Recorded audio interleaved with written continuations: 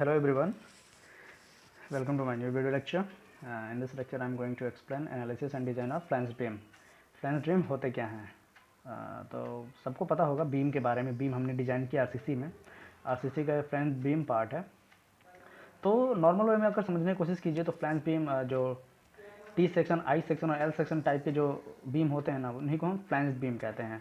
तो मैं यहाँ पे आपको समझाने की कोशिश करूँगा. जैसे फिगर आपके सामने दिख रहा होगा, मैंने यहाँ नीचे देखिए, मैंने 2 एल सेक्शन और एक टी सेक्शन का बीम बना रखा है स्लैब में या बीम में, नॉर्मल बीम में, और ऊपर मैंने क्रॉस सेक्शन बना रखा है.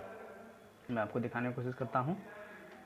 जैसे कि मैं इसकी बात कर रहा हूँ कि ये नीचे मैंने जो बीम बना रखा है और ऊपर एक क्रॉस सेक्शन है ना. तो मैं इस क्रॉस सेक्शन को आपको समझाने की कोशिश करूँगा कि क्या है ये और क्या कहने की कोशिश कर रहा है. तो सबसे पहले बीम में अगर चलते हैं हम, तो यहाँ नीचे देखिए. नीचे इसमें हम मोस्टली आपका BF निकालते हैं, यानी कि BF को हम इफेक्टिव विड्थ ऑफ फ्लैंज बोलते हैं. हाँ, तो फ्लैंज अगर मैं इस फिगर में कहूँ तो देखिए, जो अगर टी बीम की अगर मैं बात करूँ, जैसे कि आप देख रहे होंगे यहाँ पे ये टी बीम है, तो जो ये वाला पोर्शन है उसे हम फ्लैंज बोलते हैं. फ्लैंज बोलते हैं.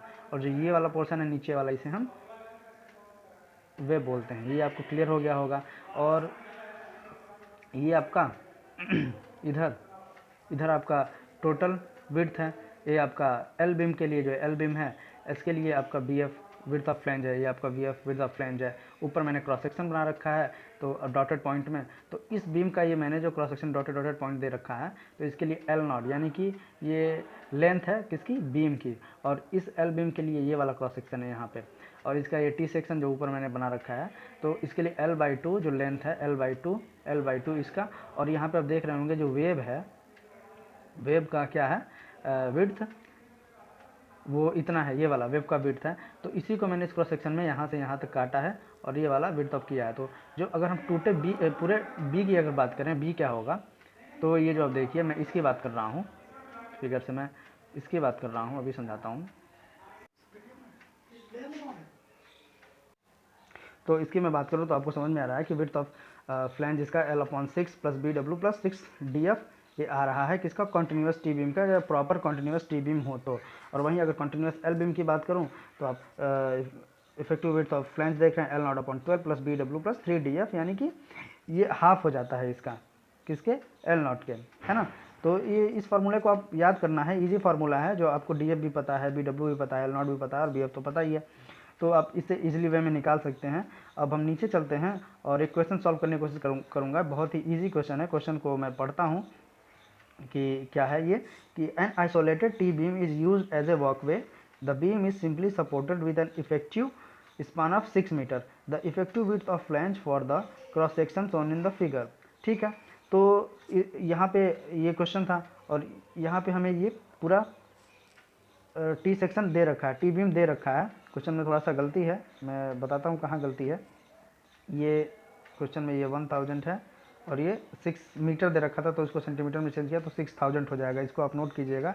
और जो क्वेश्चन में दे रखा है, जो L0 जो पूरी स्पान है यहाँ पे 6000 mm दे रखा है. और ये जो आपका DF डेप्थ ऑफ फ्लैंज है 150 mm दे रखा है. विड्थ ऑफ वेब जो दे रखा है 30 mm दे रखा है. ये जो मैं कह रहा था 30 mm दे रखा है BW यहाँ नीचे. और जो B आपका विड्थ पूरा दे रखा है वो 1000 दे रखा है, जो मैं यहाँ पे 0 बता रहा था यहाँ नीचे फिगर में, आप देख लीजिए. तो आपको L0 के लिए, क्योंकि एक है आइसोलेटेड टी बीम है, इसके लिए ज़्यादा कुछ करने की ज़रूरत नहीं. आपको फार्मूला अच्छे से पता है. फार्मूला क्या होता है, BF = L0/B + 4 + BW. B की वैल्यू, L0 की वैल्यू सबकी पता है. सभी वैल्यू आप यहाँ पे पुट करेंगे. 6000/6 1000 + 4 + 3000 300. BW की वैल्यू 300 है. तो उसको जब आप सॉल्व करेंगे तो ये वाली वैल्यू आ जाएगी. उसको जब आप सॉल्व करेंगे तो ये वैल्यू आ जाएगी, यानी कि ये हमारा 900 mm effective width of flange आ गया, है ना. इसमें इफेक्टिव विड्थ ऑफ फ्लैंज कितना बनता है, ये तो हो गई सिंपल वे में कि अगर आपको बस इफेक्टिव विड्थ ऑफ फ्लैंज निकालना हो तो कैसे निकालेंगे. लेकिन ऐसे ही टी बीम में कुछ केस बने होते हैं. उस केस की हम बात करेंगे कि एनालिसिस ऑफ फ्लैंज बीम. तो इस केस में क्या होता है कि जो आपका न्यूट्रल एक्सिस होता है, जब आपने अगर मेरा पुराना वीडियो देखा होगा या आप आरसीसी को फॉलो करते होंगे तो आपने ध्यान दिया होगा कि हम जब balance, under enforce, over enforce निकालते थे तो उसमें जो हमारा न्यूट्रल एक्सिस होता था, कभी ऊपर कभी नीचे होता था, तो ही तो हम बैलेंस, ओवर एनफोर्स या अंडर एनफोर्स निकालते थे। तो इसी तरह से जो इसमें पहला केस बनता है कि केस वन क्या कहता है कि when neutral axis in flange portion. अब आपको पता है फ्लैंज पोर्शन क्या है, जो ये वाला सेक्शन है उसे हम फ्लैंज बोलते हैं, है ना, ये फ्लैंज है, और ये जो ये वाला सेक्शन है उसे हम वेब बोलते हैं हम। तो ये कह रहा है कि जो ये ऊपर वाला फ्लैंज पोर्शन है उसमें आपका जो मैं डॉट बना रहा हूँ न्यूट्रल एक्सिस आ जाए तो क्या होगा। इस केस में ये होगा कि जो आपका, जब आप ध्यान से देखेंगे फिगर को, जब आप ध्यान से देखेंगे फिगर को, तो यहाँ पे देखिए जो आपका ये इफेक्टिव डेप्थ है और इस बीच में आने की वजह से जो आपका एक्सयू है, एक्सयू मतलब कि न्यूट्रल एक्सिस डेप्थ, वो छोटा हो जा रहा है। तो इस केस में क्या हो रहा है, जो आपका एक्सयू है किसके लेस देन डीएफ हो जा रहा है, यानी कि इसमें आपका जो इफेक्टिव डेप्थ है फ्लैंज का वो बड़ा हो रहा है, किससे, न्यूट्रल एक्सिस डेप्थ से। ठीक है, अब इसका मैंने स्ट्रेस डायग्राम यहाँ पे बनाया, ये आप देख रहे होंगे, ऐसे मैंने स्ट्रेस डायग्राम बनाया है। स्ट्रेस डायग्राम के ऊपर जो टोटल लोड लगता है, परमिसिबल स्ट्रेस जिसे बोलते हैं या टोटल स्ट्रेस जिसे बोलते हैं हम, ऊपर देख रहे होंगे 0.446 एफ के ये वैल्यू लग रही है, सबसे टॉप मोस्ट है। तो सी की वैल्यू जो फोर्स लगता है 0.36 एफ के, बी एक्सयू लग रहा है। हाँ, और मैंने यहाँ पे एफ भी लग रखा है, बी एफ इसलिए क्योंकि ये हम बात अभी फ्लैंज की कर रहे हैं, इसीलिए जब भी कंफ्यूज होने की ज़रूरत नहीं है। जब भी आप कोई क्वेश्चन सॉल्व करोगे, आगे बढ़ोगे, तो अगर जब क्वेश्चन में दिया हुआ कि न्यूट्रल एक्सिस आपको फ्लैंज से जाती है तो कभी भी बी एफ लिखना, और इसी तरह से अगर आपके वेब से न्यूट्रल एक्सिस जाएगी, जो अभी आगे आने वाले लेक्चर में बताऊंगा, वहाँ पे आप बी डब्ल्यू लिखोगे। तो इतनी आपको बातें समझ में आ गई होंगी। आपका मैंने एक स्टील दे रखा है तो एरिया ऑफ स्टील दे रखा है, ये बी डब्ल्यू दे रखा है, विड्थ ऑफ वेब दे रखा है। तो इसमें फर्स्ट स्टेप क्या करते हैं यहाँ पे, और तो और तो टेंशन भी दे रखा है 0.87 एफ वाई एस टी। ये सारी चीज़ें आपको लिमिट स्टेट मेथड में जब मैंने बताया था तो आपने समझा होगा। फर्स्ट स्टेप में हम एक्सिव लिमिट की वैल्यू निकालते हैं। तो एक्सिव लिमिट की वैल्यू आप जानते हो, एक्सिव लिमिट इक्वल टू के इंटू डी होता है। अब के आपको पता है कि अगर ये किस पे डिपेंड करता है, आपके एक्सिव लिमिट के आपका डिपेंड करता है, आपका जो कैरेक्टरिक स्टील स्ट्रेंथ है उस पर डिपेंड करता है कि आपका FE 415 है, FE 250 है, FE 500 है। उस हिसाब से यहाँ पे वैल्यू रखोगे और डी निकाल लोगे, या एक्सिव लिमिट वैसे ही रहने दोगे। डी की वैल्यू तो डी पुट कर दोगे। बात आए करते हैं सेकेंड स्टेप में एक्सयू देखते हैं। तो एक्सयू के लिए मतलब न्यूट्रल एक्सिस डेप्थ निकालते हैं। इसके लिए हम कंपेयर करते हैं, यानी कि सी इक्वल टू टी करते हैं, कंप्रेशन इक्वल टू टेंशन देखते हैं। तो इसके लिए अगर एक्सयू की हम वैल्यू निकालते हैं तो ये दिया हुआ है, ये आपके IS कोड में भी होता है कि एक्सयू की वैल्यू अगर आप निकालोगे तो जो टेंशन की वैल्यू पहले आती है टी, और ये नीचे सी, टी की वैल्यू यानी टेंशन है वो 0.87 F Y A S T. F Y आपको पता है स्टील की बात कर रहा है, एरिया ऑफ स्टील की बात कर रहा है, तो टेंशन की बात कर रहा होगा। और नीचे आपका ये 0.36 एफ सी के बी एफ। एफ सी के आपको कंक्रीट की कैरेक्टरिक स्ट्रेंथ है, और बी एफ आपको इफेक्टिव विड्थ ऑफ फ्लैंज दे रखा है। एफ अगर बीम की बात होती तो एफ नहीं होता, यहाँ पे हम टी सेक्शन फ्लैंज की बात कर रहे हैं और फ्लैंज में निकाले हैं तो हम एफ यहाँ पे रखे हैं, मैंने पहले ही बता दिया। तो इस तरह से आपकी एक्सयू निकल जाएगी वैल्यू। इसके बाद हम इन दोनों को कंपेयर करेंगे। एक्सयू निकालने के बाद थर्ड स्टेप हमारा क्या कहता है कि कंपेयर एक्सयू एंड एक्सयू लिमिट। तभी तो हम बता पाएंगे कि आपका जो सेक्शन है कैसे काम कर रहा है, वो बैलेंस है कि अंडर एनफोर्स्ड है कि ओवर एनफोर्स्ड है। मेरी पुरानी वीडियो को आप फॉलो कीजिए तो आप पाएंगे मैंने ये सब समझाया है। किस लिए, क्योंकि जब एक्सयू इक्वल टू एक्सयू लिमिट हो जाता है तो क्या हो जाता है, बैलेंस हो जाता है। एक्सयू अगर लेस देन एक्सयू लिमिट हो जाता है तो अंडर एनफोर्स हो जाता है, और एक्सयू लिमिट हो जाता है तो ओवर एनफोर्स हो जाता है। इस केस में हमको, इस केस में ओवर एनफोर्स में हमें बीम को या सेक्शन को फिर से डिजाइन करना पड़ता है ना, क्योंकि कभी भी एक्सयू लिमिट बहुत छोटा नहीं होना चाहिए। एक्सयू लिमिट, क्योंकि एक्सयू लिमिट आपने एक लिमिट बना ही रखी है, अगर उससे भी कोई नीचे वैल्यू हो जाती है तो फिर तो प्रॉब्लम होगा ही। इस तरह से आपने कंपेयर किया और पता कर लिया। कंपेयर करने के बाद यहाँ पे जो भी आपको मिला वैल्यू आपने निकाला, जो भी मिला, जैसे ओवर एनफोर्स मिला या अंडर एनफोर्स मिला, तो इस हिसाब से आपको moment of resistance fourth step निकालना पड़ता है। तो मोमेंट ऑफ रेजिस्टेंस किसके लिए, अगर मैं मोमेंट ऑफ रेजिस्टेंस निकालूं किसके लिए, कंक्रीट के केस में कंप्रेशन जोन में, तो कंप्रेशन यानी कि फोर्स 0.36 एफ सी के बी एक्स यू फोर्स लग रहा है। और जो आपका लेबर आर्म है इंटू लेबर आर्म आपको अच्छे से पता है, मैं बता चुका हूँ, डी माइनस 0.42 एक्स यू दूरी पे आपका लेबर आर्म लग रहा है, उसको हम ऐड कर लेंगे। डी आपको इफेक्टिव डेप्थ पता ही है, यानी कि 0.42 एक्स यू, और एक्स यू जो ऊपर आप स्क्रॉल करके देखोगे तो आपको फिगर समझ में आ जाएगा। और इसी तरह से अगर नीचे मैं टेंशन जोन की बात करूँ, MOR 0.87 FOI ST, ये तो होता ही है टेंशन जोन के लिए, और into D minus 0.42 X U, ये क्या है आपका लेबर आर्म है, यानी कि फोर्स इंटू लेबर arm equal to moment of resistance, ये टेंशन जोन में और ये कंप्रेशन जोन में। तो ये हो गई हमारी कि जब आपका न्यूट्रल एक्सिस किस में, फ्लैंज में जाएगा। अब मैं सेकेंड केस की बात करता हूँ, तो इस केस में क्या कहता है ये कि इस केस में जो आपका when neutral axis in web portion, web portion इस ये भी काफ़ी इंपॉर्टेंट है, इसको भी अच्छे से समझने की कोशिश कीजिए आप। मतलब कहने की कोशिश कर रहा है कि आप यहाँ पे देख लीजिए, ये आपका फ्लैंज है, ये आपका वेब है। तो जो आपका न्यूट्रल एक्सिस देखिए इस फ्लैंज के बीच में से जा रहा है, न्यूट्रल एक्सिस मैंने दिखाया है ना, सीधे सीधे जा रहा है। तो आपका जो डेप्थ ऑफ फ्लैंज है ये तो यहीं रह गया, लेकिन जो एक्स यू है वो कहाँ आ गया, आपके फ्लैंज के नीचे आ गया। जैसे ये दिख रहा है फ्लैंज एक्स यू वो नीचे आ गया, मतलब इसमें x you greater than D F हो गया, है ना। और यहाँ पे मैंने एक स्टिल दे रखा है। तो मैंने जब इसका स्ट्रेस डायग्राम बनाया यहाँ पे, तो मैंने पहले ही बोला था कि परमिसिबल स्ट्रेस या जो टोटल स्ट्रेस होता है उस पर जो टॉप पे क्या लगता है कंप्रेशन जोन के लिए 0.446 एफसीके लगता है। और यहाँ पे क्या कैसा डायग्राम बनता है, एक रेक्टेंगल बनता है और एक ट्रेंगल बनता है। ये ट्रेंगल थोड़ा बड़ा होगा, फिगर में छोटा है, क्योंकि यहाँ पे 4.4/7 एक्स यू दूरी पे लग रहा है एक्स यू, और यहाँ पे 3/7 पे एक्स यू लग रहा है ना। इसको मैं साफ़ करता हूँ, फिर से आपको समझाने की कोशिश करता हूँ। तो इस तरीके से आप समझ गए होंगे कि ये जो टी सेक्शन था, मैंने यहाँ पे इसका स्ट्रेस डायग्राम बनाया, आपने रेक्टेंगुलर ट्रेंगल देखा कहाँ कहाँ पे क्या लग रहा है, टोटल यहाँ पे 4.46 एफसीके का स्ट्रेस लग रहा है। अब मैंने इस फिगर में क्या किया है कि इसको दो पार्ट में बांटा है। इस वेव वाले पोर्शन को यहाँ पे सिंगल फिगर 1 कर दिया है, और इस फ्लैंज वाले पोर्शन को यहाँ पे कर दिया है। क्योंकि आपको पता है बीच में ब्लैंक यहाँ दिख रहा है, तो ये ब्लैंक क्योंकि वेव का पोर्शन है, इसलिए इसको पूरा टोटल अलग किया है।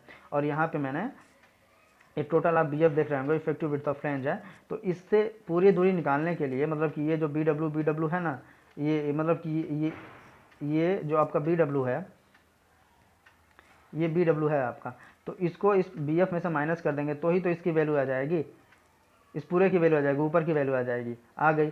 तो यहाँ पे आप देखेंगे, यहाँ इधर देखिए जहाँ पे सर्कल कर रहा हूँ मैं, B F minus B W upon 2, क्योंकि ये और ये इसका हाफ है, मतलब कि ये पूरा जो फ्लैंज है आपका फ्लैंज, ये फ्लैंज को अगर पार्ट वाइज करेंगे तो B F minus B W upon 2 हो जाएगा, और इसका B F minus B W upon 2 हो जाएगा। इस तरीके से मैंने दो फिगर बनाया, और दो फिगर में एक area of steel 1, area of steel 2, इसको ये वेब पोर्शन है, और एक फ्लैंज पोर्शन के लिए मैंने इसको बनाया। अब मैं बात आपको लेबर आर्म समझाने की कोशिश करता हूँ। इसमें लेबर आर्म कहाँ लगेगा, तो फिगर से ही मैं आपको समझाता हूँ कि लेबर आर्म कहाँ लगेगा इसमें। तो यहाँ पे देखिए लेबर आर्म इसका होता है D minus D F upon 2। D F upon 2 किस लिए, क्योंकि ये जो कंप्रेशन जोन यहाँ पे लग रहा है हमारा, तो और यहाँ पे एक्स भी डी एफ यहाँ पे ख़त्म होता है, तो आपका डी एफ अपॉन 2 यहाँ से हमारा कंप्रेशन लगता है, यानी कि तो इसीलिए लेबर आर्म हमारा यहाँ से इधर और टेंशन जोन के लिए इधर, कंप्रेशन जोन के लिए बाहर, टेंशन जोन के लिए अंदर की तरफ, सॉरी कंप्रेशन जोन के लिए अंदर की तरफ और टेंशन जोन के लिए बाहर की तरफ। ठीक है। तो ये आपका डी एफ अपॉन 2 हो गया, और ये आपका इफेक्टिव डेथ आपको डी पता ही है, तो D minus D F upon 2 दूरी पे जब आप इसको माइनस कर दोगे डी एफ अपॉन 2 को, तो आपका लेबर आर्म इसके लिए निकल जाएगा फिगर 2 से। अब इसमें भी कुछ अलग अलग केस बनते हैं, तो उस केस को मैं बताने की कोशिश करूँ कि जो आपका फ्लैंज है, when the flange is uniformly stress. तो मैं बात कर रहा था कि अगर हम फ्लैंज की ही बात करें तो इसमें जो केस बनता है, फिगर 1 और फिगर 2 मैंने बनाया है। फिगर 1 की ही अगर मैं बात करूं तो एज ए फिगर 1 की मैं बात करता हूं, तो when the flange is uniformly straight 3/7 X U less than greater than equal to D F. जैसा कि फिगर में यहाँ पे भी आप देख रहे होंगे कि ये जो आपका 3/7 एक्स यू है वो किससे, डी एफ से बड़ा है ना। तो इस केस में क्या होगा, फिगर 1 में, इसकी मैं बात कर रहा हूँ, सॉरी फिगर 1 इसकी बात कर रहा हूँ। तो इस केस में C1 जो होगा ना वो 0.36 FC के बी एक्स यू हो जाएगा, और T1 0.87 FY AST1 हो जाएगा। अब यहाँ पे अगर आप ध्यान से देखेंगे तो 0.36 FC के बी डब्ल्यू एक्स यू मैंने लिखा है। बी डब्ल्यू किस लिए, क्योंकि ये वेब की बात हो रही है, क्वेश्चन में दिया रहेगा अगर वेब में जा रहा है आपका न्यूट्रल एक्सिस तो आप इसे बी डब्ल्यू लिखेंगे। इसी तरह से मैंने पहले भी बताया था कि अगर फ्लैंज की बात करेंगे तो जो विड्थ है उसके लिए बी एफ लिखेंगे, किसके लिए, फ्लैंज के लिए। अगर वेब की बात हो रही हो तो वो बी डब्ल्यू लिखेंगे, है ना। तो और इसका लेबर आर्म आप देख रहे होंगे डी माइनस 0.42 एक्स यू जा रहा है। मैं अगर फिगर 1 की बात करूं, और पहले भी मैंने बताया था कि वेब की मैं अगर बात करता हूं तो, है ना। अब ये तो आपका मिल गया, C1 मिल गया, T1 मिल गया और L1 मिल गया। तो इस तरीके से आप अगर मोमेंट ऑफ रेजिस्टेंस निकालेंगे तो इसका इजी वे में मोमेंट ऑफ रेजिस्टेंस निकल जाएगा, क्योंकि मोमेंट ऑफ रेजिस्टेंस किस केस में, सी के केस में, कंप्रेशन के केस में, तो 0.36 एफ सी के B X U D minus 0.42 X U आ जाता है। बी डब्ल्यू पता चल गया आपको किस लिए, वेब के केस में 0.36 एफ सी के बी डब्ल्यू एक्स यू आपका जो ये फोर्स लग रहा है वो, और डी माइनस 0.42 एक्स यू क्या है आपका लेवर आर्म है। इसी तरह से टेंशन के केस में, moment of resistance tension case में 0.87 F Y A S T 1 और ये lever arm G minus 0.42 X U. अब हम फिगर 2 की अगर बात करें, फिगर 2 में क्या हुआ है, फिगर 2 आप एक बार देखिए, जो मैंने दो सेक्शन को अलग अलग किया था, बीच के वेब को मैंने हटा दिया था, और ये आपका एरिया ऑफ स्टील था ही, और लेवर आर्म मैंने निकाला था D minus D F upon 2, और B F minus B W इसका इफेक्टिव विड्थ निकाला था फ्लेंज के लिए। तो फिगर 2 की अगर बात करें तो C2 हो जाता है, अगर आप फिगर 2 आप ध्यान से देखें तो फिगर 2 आपका हो जाता है C2 कंप्रेशन जोन में 0.446 एफ सी के B F minus B W D F. ये 0.446 जो टॉप पे बिल्कुल लग रहा था जब मैंने ये यहाँ पे वो बनाया था, स्ट्रेस डायग्राम बनाया था, तो 0.446 लग रहा था, ये आपका परमिसिबल स्ट्रेस था। अब सी के आपको पता ही है B F minus B W, आप जो मैंने बताया था कि अगर टोटल आपका इफेक्टिव विड्थ था बी एफ था और बी डब्ल्यू आपने माइनस किया था, दोनों अलग अलग ब्लॉक्स को निकालने के लिए डी एफ आपका इफेक्टिव डेप्थ ऑफ फ्लैंज है। T2 आपका वैसे ही सेम रहेगा, T2 में कोई छेड़खानी नहीं करनी है, तो 0.87 F Y A S T T2 और LA2 D minus D F upon 2 निकाला था मैंने। फिर से एक बार फिगर की तरफ ले चलता हूँ, मैं दिखाता हूँ आपको कि कैसे आपने यहाँ पे निकाला था, कि जो लेवर आर्म जो मैंने बात कर रहा हूँ, इसकी मैं बात कर रहा हूँ लेवर आर्म, जैसे कि टेंशन के केस में, कंप्रेशन के केस में यही तो होता है ना अपना। तो कितने दूरी पे अपना लेवर आर्म लग रहा था, ये effective depth D minus D F upon 2, D F क्या था, ये वाला डी एफ जो आपका डेप्थ ऑफ फ्लेंज था उसे माइनस कर दिया था, तो हमारा लेवर आर्म निकल गया था। और आप जानते हैं कि फोर्स को इंटू लेवर आर्म कर देने पे आपका मोमेंट ऑफ रेजिस्टेंस निकल जाएगा। तो आपको अच्छे समझ में आया होगा, lever arm D minus D F upon 2 निकल गया। अब मोमेंट ऑफ रेजिस्टेंस की अगर मैं बात करूँ तो फिगर 2 के लिए तो मोमेंट ऑफ रेजिस्टेंस आप, मैं पहले बता दूं कि आप कंप्रेशन जोन के लिए निकाल रहे हैं, तो टॉप पे जो आपकी स्ट्रेस लग रही थी 0.446 एफ सी के B F minus B W D F और D minus D F upon 2, ये क्या है, लेवर आर्म है, ये पूरा फोर्स एरिया और आपका लेवर आर्म। इसी तरह से मोमेंट ऑफ रेजिस्टेंस किस केस में, टेंशन के केस में, सी हो गया, ये टी हो गया, तो मोमेंट ऑफ टेंशन केस में 0.87 F Y S to T2 होता ही है, D minus D F upon 2 ये आपका लेवर आर्म हो गया। तो ये टी सेक्शन था, आपको अच्छे समझ में आया होगा, एक न्यूमेरिकल भी कराया मैं, और बाकी कोई दिक्कत है तो आप मुझसे पूछ सकते हैं। और ठीक है, मैं आगे लेक्चर में भी कुछ और कराने की कोशिश करूँगा, इससे रिलेटेड न्यूमेरिकल भी हो सकता है। तब तक के लिए थैंक यू।